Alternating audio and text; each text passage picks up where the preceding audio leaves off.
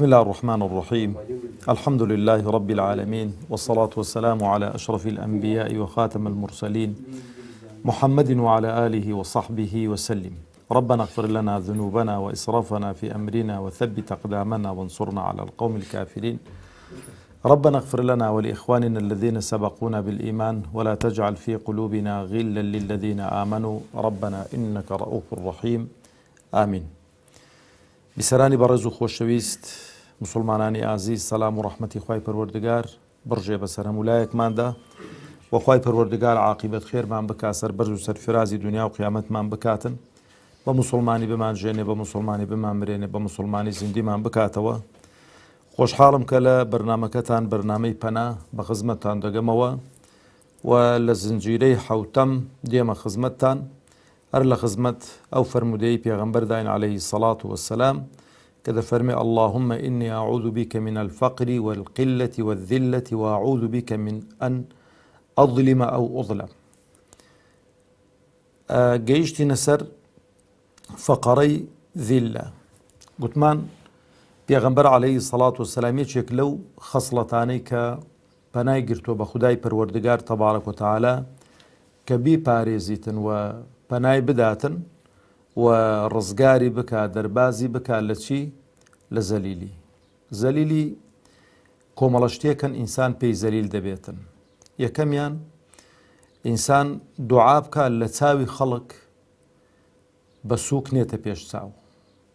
لەبەرەوەش تەماشەکەن ئینسان دەبێ قەدر و ڕێز و حورمەتی خۆی ڕاگرێ لە ناو کۆمەڵگە و مجتەمەعدا و دەبێ ئەو عادەت و تەقالیدە ڕەسەنانەی کە هەن لە ناو میلەتی خۆماندا، لە ناو هەر میلەتێکی ئینسان دەبی پێیوە پابند بێتن کە پێچەوانەی شەریعەت نەبێتن. قەدیم لە سەردەمی ئێمەی گەنجیدا، ئێمەی منداڵیدا با بەو شێوە بڵێم، نێتوانم بڵێم 40 ساڵێک پێشی ئێستا ئەگە کەسێک کڵاو جەمەدانی لەسەری نەبان بە سووک تەماشە دەکرا. لەبەرەوەی دەیانگۆهێشتانە کە ئەوە وەکو بڵێ نەهاتۆتە ڕیزی پیاوان، ینی لەسەر نەنانی کڵاو جەمەدانی ینی لە مروئەتی پیاوی کەم دەکردەوە، یانەوەتە خۆپۆشتە نەکردن و ئەوە نەبوو بڵێ کابرا بە کراسێک و بە شلواری بچێتە ناو خەڵکی، بە نەوعێکی دیکە سەیر دەکرا، یانەوەتە پێڵاوی شکانباوە و بە پشکاوەی پێڵاو دەپێکردبایە هات با ناو خەڵکی، بە نەوعێکی دیکە سەیر دەکرا. عادەت و تەقالید ئاوا بوو، بەڵام بە مروری زەمن تەماشە دەکەی هەندێک عادەت و تەقالید دەگۆڕێتن. ئینسان بە شێوەیەک هەڵسوکەوت نەکاتن کە پێچەوانەی عادەت و تەقالیدی کۆمەڵگە و مجتەمەعەکەی خۆی بێتن. ئەوە خاڵێک کە دەبێتە مایەی خەڵکە خەڵکیش کە بە سوچیت تەماشەی کردی کە لە چاوی خەڵکدا کەوتیە خوارەوە، ئینسان پێی ناڕەحەت دەبێت و قسە و قسەڵۆکی زۆرت گوێ لێ دەبێتەوە. ئەوە خاڵێکە. خاڵی دووەم کە دەبێتە مایەی ئەوەی کە لە چاوی خەڵک بە سووک و سروکی بێ بەرچاو، دائیمەن تەکالیفت زۆر بێ لەسەر خەڵکی، داواکاریت زۆر بێ لەسەر خەڵکی. لەبەرەوەش پێغەمبەر عەلەیهی سەڵات وسەلام پێی ڕاگەیاندووین کە تەکالیفمان نەبێ لەسەر خەڵکی، زۆر داوا لە خەڵکی نەکەین. لەو فەرمودەی پێغەمبەری خوا عەلەیهی سەڵات وسەلام دەفەرمێ من لم يسأل الله يغضب عليه، هەرچی لە خوا داوانەکە خوا لێی تووڕە دەبێتن، بەڵام بە پێچەوانەوە هەرچی لە خەڵکی داوا بکە خەڵک لێی تووڕە دەبێتن. لەبەرەوە خۆ بپارێزین لەو قەزیەی و بەخۆش دەبینین مەسەلەن بە مروری زەمن هەمومان لەوانەیە ئەو قۆناغە و مەرحەلەمان بینی بێتن. خەڵکێکە لەوانەیە بۆ ئیشی خێریش کە داوای لێ دەکەی جارێک دوو جار سێ جار خۆت لێ دەشێریتەوە، وەڵامت ناداتەوە. طەبیعەتی ئینسانی وایە. ئەو جا پێغەمبەری خوا عەلەیهی سەڵات وسەلام تەماشە دەکەی بۆ کۆمەڵە هاوڵانێکی تایبەت کردبوون بۆی کە زۆر بە وەکو بڵێ بە بەرزی بمێننەوە، وعد و بەڵێن و بەیعەتی لێ وەرگرت بوون ئەگەر داوای هیچ شتێک لە خەڵکی نەکەن. حتا یەکێک لەوانە ئیمامی ئەو بەکر بوو، لەسەر وڵاخی دەبوو، قامچەکەی کەوتە خوارەوە، هاوڵان لە خوارەوە بوون نەیگودایەوە قەمچێ موێدنەوە، خۆشتێکی زۆر طەبیعیە. لە وڵاخەکەی هاتە خوارەوە، قەمچەکەی خۆی دەست کردێ و سواری وڵاخەکەی بووە، فەرمیانەی خەلیفەی موسڵمانان بۆ پێت نەگوتنی وتی وعدم بە پێغەمبەر داوە عەلەیهی سەڵات داوای هیچ شتێک لە خەڵکی نەکەم. ئەوە زۆر مهمە، ئینسان پێی گەورە دەبێت لای خوا. هەموو داواکاری و پێداویستەکانمان بجێڕینەوە لای خوای پەروەردگار تەبارەک و تەعالا و خۆمان زەلیل نەکەین لەبەر دەرگەی دەوڵەمەندان. مەهما شخصیتت هەبێ، مەهما خاوەن شخصیت بی، مەهما خاوەن پێگە بی، ئەگەر زۆر چووی بۆ لای کابرای دەوڵەمەند بۆ کاری خێریش بەو خوای زۆر بە سوچی تەماشەت دەکاتن، زۆر بە شێوەیەکی ناجوامێرانە وەڵامت دەداتەوە. یعنی ئەو پێگە و شخصیەتەی کە هەد بوو قەدیم لە دەستی دەدەی. خۆڕاینی پێغەمبەری خوا عەلەیهی سەڵات وسەلام دوعا دەکات دەڵێ یا ڕەبی خوایە لە زەلیلی بمان پارێزی، زەلیلمان نەکەی. خۆی زەلیل یعنی خۆمان زەلیل دەکەین. ئەو دەفەرمێ ئەگەر ئەمە خوا نەخواستە ئەو خەسڵەتانەمان تێدا بوون خوایە تۆ ڕزگارمان کەی لەو خەسڵەتانە. محتاجین بێ احتیاجیمان کەی لە خەڵکی. ئەو جا خاڵێکی دیکە زۆر گرینگە گوناه و تاوان. ئەوەندەی کە ئینسان بە گوناه و تاوان زەلیل دەبێ بە هیچ شتێکی دیکە زەلیل نابێ. گوناه و تاوان خاڵێکی زۆر سلبیە، نقطەی زوعفە، هەم لە لای خوای پەروەردگار هەر چەندە خوای پەروەردگار تەبارەک و تەعالا سەتری عەبدی خۆی دەکا گەر عەبدی خۆی عەبد بۆ خۆی فەزەح نەکاتن. ئینسان هەر گوناه و تاوانێکی کرد لە مابەینی خۆت و خوای خۆت تەوبە و ئیستیغفارت لێ کرد خوای گەورە سەترت دەکاتن. بەڵام جاری وا کابرا بۆ خۆی زەلیل دەکا لەکەن خەڵکی باز دەکاتن پێی زەلیل دەبێتن. و دائیمەنیش ئینسانی گوناهبار و تاوانبار چۆن تەشبیه نەبێ کابرای دز لە هەر شوێنێکی کە باسی دزت کرد کابرا بەخۆی ڕادەسڵەچیتن، قالبی وێک دێتن، تەبیعاتی تێک دەچێتن، دەموچاوی دەگۆڕێن. ئینسانیش کە گوناه و تاوانی کرد یەکێک لە هۆکاری هێنانی سەر ئینسانی کە زەلیل بێ و زلت بەسەری دازاڵ بێ گوناه و تاوان و سەرپێچی ئەمر و فەرمانی خوایە تەبارەک و تەعالا. ئەو جا پێغەمبەری خوا عەلەیهی سەڵات وسەلام دەفەرمێ وأعوذ بك أن أظلم، یان ئەن ئەظلم. یعنی پێغەمبەری خوا عەلەیهی سەڵات وسەلام دوعای کردووە کە خوای پەروەردگار تەبارەکە بیپارێزی زوڵم نەکاتن، ستەم نەکاتن. زوڵم و ستەم عاقبەتەکەی خراپە. زوڵم و ستەم لە ڕۆژی دوایی عەفو و مەغفیرەت و لێبوردنی خوای پەروەردگاری ناگرێتەوە و حەقی خەڵکی لێخۆشبوونی لەسەر نییە. لەبەرەوە ئینسان هەوڵدا زوڵم لە هیچ شتێک نەکاتن، حتا لە حەیوانات، حتا لە دار و بار. دارێکە کە هیچیش پێی نەمەچۆ لەکێکی لێ بشێنی، ئاوێکە شێلووی مەکە، چۆن پێت خۆش نییە خەڵک کە پێشێلی حەق و حقوقی تۆ بکاتن، ئەتۆش بە هەمان شێوە پێت ناخۆش بێ کە حەق و حقوقی خەڵکی پێشێل بکەی. لەبەرەوە کە دەفەرمێ وأعوذ بك أن أظلم أو أظلم، یعنی نە زوڵم بکە و دوعاش کە زوڵمت لێ نەکرێتن. چەند ناخۆشە زوڵم بکەی هەندەش ناخۆشە کە زوڵمت لێ بکرێتن. لەبەرەوە یەکێک لە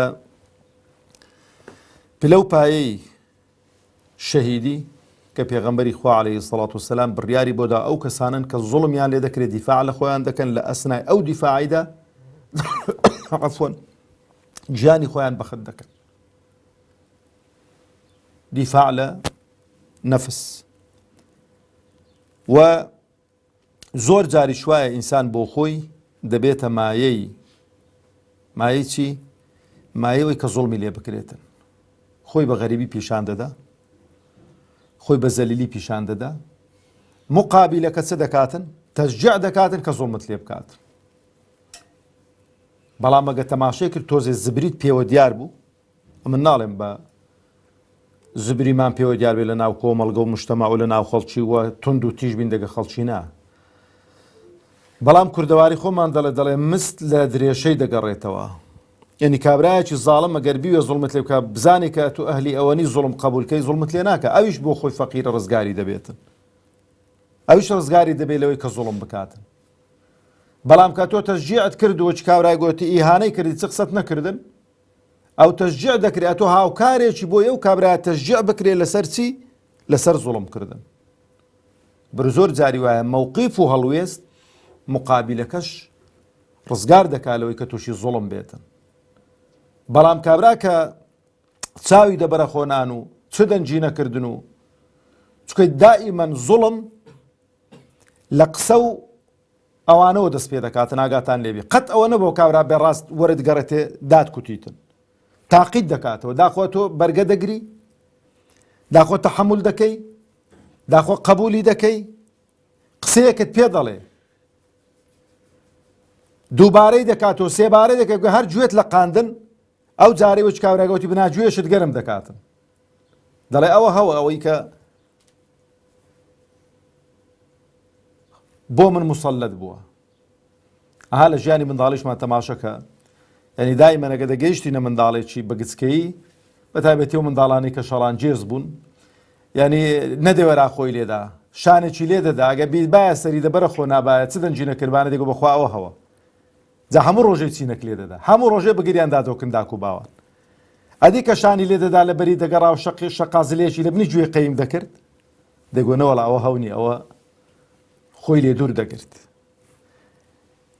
ئەو بابەتانە خۆشەویستان بابەتی هەستیارن و من بۆی وە ناکەم بەڕاستی کە بڵێم وڵاکاکە لە کەس قبول نەکەی ناوەڵا لە کەسێکە بۆ نمونە غەڵەتێک دەکا بەرامبەرمان هەڵەیەک دەکات دەبینی کابرا بە ئەنقەس نییە هەتا بە ئەنقەستیش بێتن بەڵام بۆ نمونە تو دەتوانی بەسەری دازاڵبی دەتوانی تۆڵەی لێکەیەوە دەتوانی ئەو بکەی لێی خۆشبی باشترە لەو جۆرە کەسانە عەفووی کەی باشترە لەبەرەوەی عەفوو لە کاتی دەسەڵات و مەقدرەتدا زۆر جوانە عەفوو لە کات بۆ نمونە کەسێک کە زوڵمت لێ دەکات دەتوانی بەسەری دازاڵبی ئەویش دەزانی کە تو بەسەری دازاڵ دەبی دەتوانی کە لێی ناترسی لێی خۆشبی زۆر گەورەترە لای خوای پەروەردگار بەڵام مەبەستم عەفوویەکە کە کابرا تەشجیع کا زوڵمی زیاترت لێ بکاتن غەدری زیاتر بکاتن تەشجیع بێ زوڵم لە خەڵکی زیاتر بکاتن ئەو جۆرە کەسانە عەفوکردنیان پەسەند نییە جوان نییە لەبەرەوە شێخ عوسەیمین ڕەحمەتی خوای لێبێ لە کە شەرحی ئەو فەرمودانە دەکا کە باسی عەفوو لێخۆشبوون و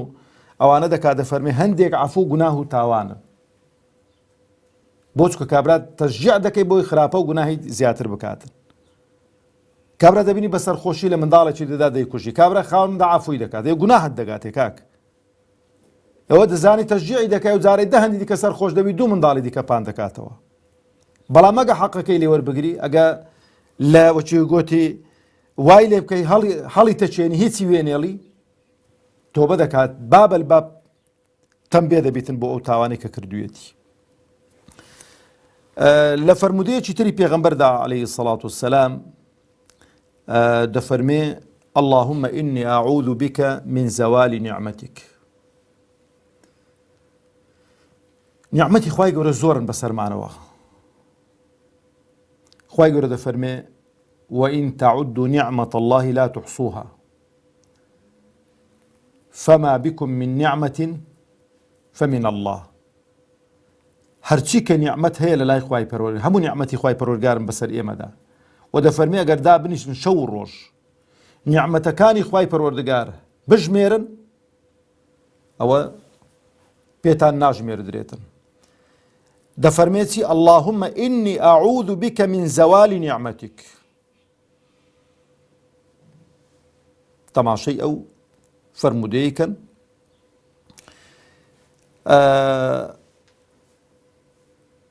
زەوالی نیعمەت بەڕێزان زەوال چییە؟ لە دەستدانی نیعمەتێکە کە جێگرەوەی نەبێتن لە دەستدانی نیعمەتێکە کە جێگرەوەی نەبێتن بەڵام زاری وایە دەبینی نیعمەتێک دەڕوا خوای گەورە نیعمەتێکی چاکترت بە قسمەت دەکاتن ئەوە ئیستیبدالی پێدەگوترێتن جێگرەوەی پێدەگوترێتن بەس فەرمودەکە زۆر دەقیقە دەفەرمێ اللهم إني أعوذ بك من زوال نعمتك جا ئەو نیعمەتە نیعمەتی لە هەموو نیعمەتێکی گەورەتر کە ئینسان تێیدا دەژی پاش ئیمان نیعمەتی قالب ساغیە پاش ئیمان ونعمتي ذريتي صالحة ونعمتي ئافرەتێکی صالحة. طبعا بۆ ئافرەتانیش پیاوێکی صالحة. ئەو نیعمەتانە جێگرەوەیان نین. لەبەرەوە دەفەرمێ اللهم إني أعوذ بك من زوال نعمتك. خوایە ئەو نیعمەتانێک کە پێت داوین لێمان نەسەنیەوە، لە دەستی نەدەین. هەر کاتێک تەماشەکەین برایانی خۆشەویستم، خوشکانی ئازیز، نیعمەتی دینداری و تەقوا و ئەوانەمان لە دەستدا بزانە کە هۆکارەکەی چێت گوناه و تاوان و معسیەتە. چاو بە خۆمان دابجێڕینەوە، تەوبە بکەینەوە و نیعمەتانە دەگەڕێنەوە. ئیبن قەیم قسەیەکی جوان دەکات، دەفەرمێ نیعمەت چێویە، نیعمەت چێویە. دائیمەن شتی چێوی بەچە ڕادەگیرێ؟ بە قەفەز. دەبێت قەفەزی بۆ بکەی، دە قەفەز بکرێت تا ڕادەگیرێتن. دەفەرمێ قەفەزی نیعمەتەکان چییە؟ شکرە. دەبێت بە شکرانە دەورەی بدەی. بۆ چکە خوای پەروەردگار دەفەرمێ لئین شەکەرتم لەئەزیدەنەکم. عەفوەن، لئین شەکەرتم لەئەزیدەنەکم. ئەگەر شکرانەی ئەو نیعمەتانە بکەن بۆتان زیاد دەکەم. علەما دەفەرمون شکرانەی نیعمەت چۆن دەکرێتن؟ دەفەرمون بە دوو سێ شت دەکرێتن. یەکەم بەدڵ ئیقرار بکەی کە ئەو نیعمەتە لەلایەن خواوە بووە، خوا پێی داوی، بەشان و شەوکەتی خۆمان نەمان هێناوەتە وجود، هی خۆمان نییە، هی خوایە. ئەوجا باسیشی کەی ئەو نیعمەتەی کە خوا پێی داوی، بە تایبەتی ئەو شتانەی کە نابنە ڕیایی، کە عجب و کیبر و ئەوانەت بۆ دروست ناکەن، کە خوای گەورە و نیعمەتەی بە تۆ داوە. ئەوجا دەبێت بەشێکی ئەو نیعمەتەی کە خوا پێی داوی لە بۆ خوای سەرف بکەیتەوە، بۆ خوای سەرف بکەیتەوە. کەوات کرد ئەتۆ بەردەوام لە چدا دەبی؟ ئەو نیعمەتانت بۆ زۆر دەبن. جا ئەو نیعمەتە سەحەت دەگرێتەوە، ماڵ دەگرێتەوە، زوڕیەتی ساڵح دەگرێتەوە، دینداری و مسلمان، هەموو شتێک دەگرێتەوە. دائما دوعا بکەی بڵێ خوایە اللهم إني أعوذ بك من زوال نعمتك. خوایە ئەو نیعمەتە لە دەست نەدەین یا رب العالمین. وتحول عافيتك.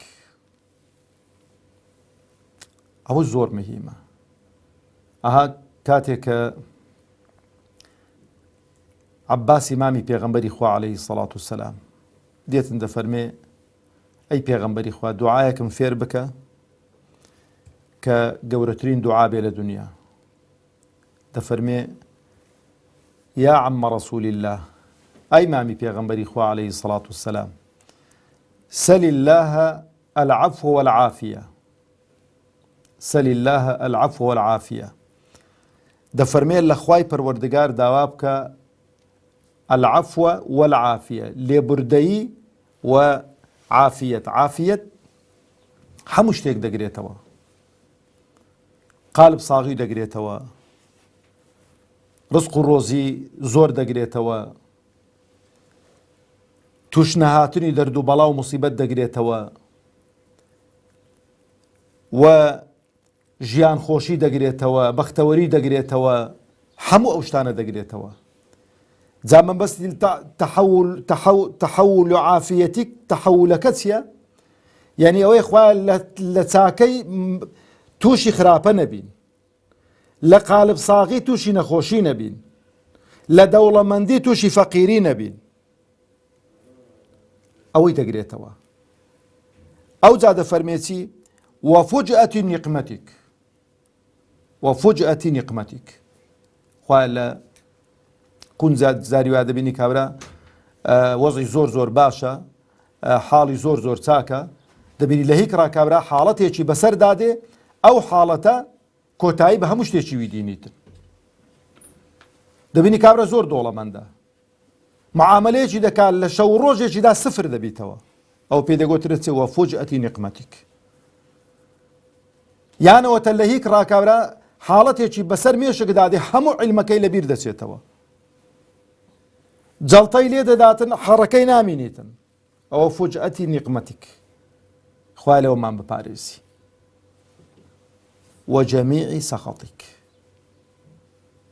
و هەر شتێکە دەبێتە مایەی ناخۆشی و ناڕەحەتی دروستکردن بۆ ئێمە و دەبێتە مایەی تووڕەکردنی تۆ، دەبێتە مایەوەی کە تۆ لێمان تووڕەبی، لێمان ناڕەحەت بی، خوایە بمان پارێزی لێی. کاتەکەمان کۆتایی دێتن، بەڵام ئەو فەرمودەیە دەگەڕێینەوە سەری لە زنجیرەی داهاتوو، هەڵوەستەی زیاتری لەگەڵ دەکەین. خوای پەروەردگار تەبارەک و تەعالی عاقبەت خێرمان بکاتن و سەربەرز و سەرفرازی دنیا و قیامەتمان بکاتن. والسلام عليكم ورحمة الله وبركاته.